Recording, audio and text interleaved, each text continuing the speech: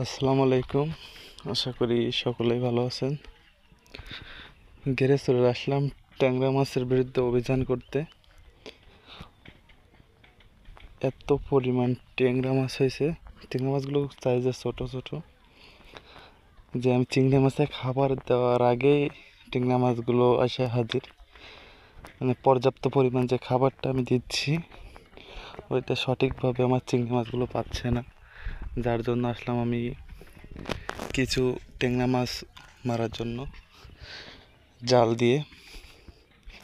মানে আমাদের ঘিরে এত পরিমাণ ট্যাংরা মাছ হয়েছে, আমাদের মনে করেন 1 কেজি খাবার যদি ঘিরে দেওয়া হয় প্রায় 400 গ্রামের ট্যাংরা মাছ খেয়ে ফেলছে, এই অবস্থা।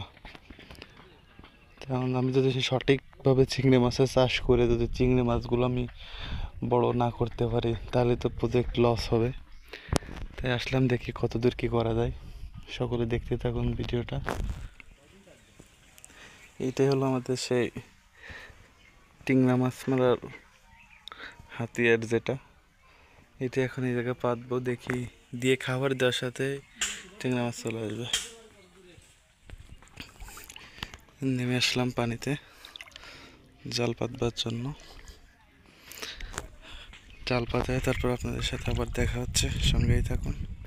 যাই হোক, জাল পাতানো শেষ, জাল পাতায় উঠে আসলাম। যে ফিড নিলাম কিছু ভাসমান, দিয়ে এখন আমরা দিয়ে দেখি কী মাছ আসে। আমরা জালটা যেহেতু এই জায়গায় পাতাইছি, এই জায়গায় খাবার দেবো কিছু। বিসমিল্লাহ।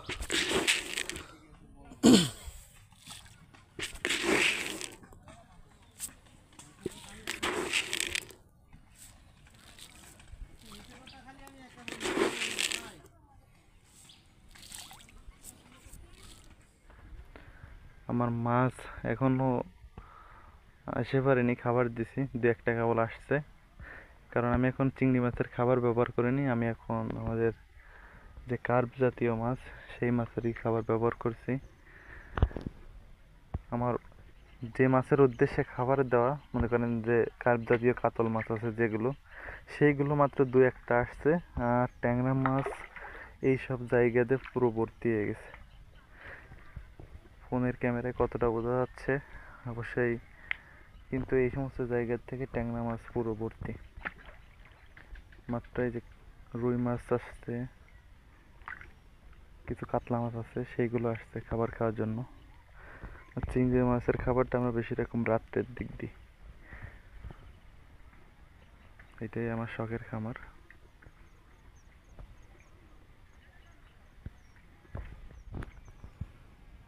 আমার জালটা এখন ওই জায়গায় আছে পাতানো, উঠাবো আর আধা ঘন্টা পরে, তখন দেখাবো আপনাদের কী মাছ আসছে।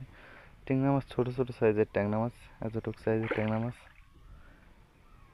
মাশাআল্লাহ, মাছগুলো বেশ বড় হয়েছে, কাতল মাছগুলা।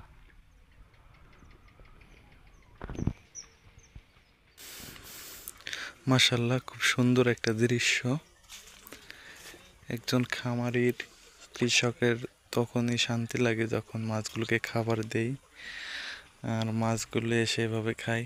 খুব সুন্দর একটা দৃশ্য, খুব শান্তি লাগে এবং কাজের আরও অনুপ্রেরণা যোগায় এসব দৃশ্যগুলো। মাশাআল্লাহ।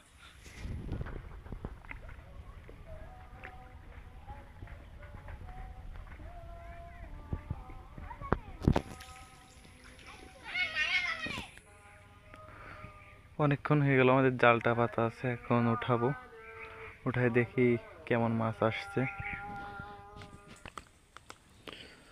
আলহামদুলিল্লাহ, আমরা অনেকগুলো মাছ পেয়েছি, কিন্তু তুলনামূলক মাছ আরও পাওয়া উচিত ছিল।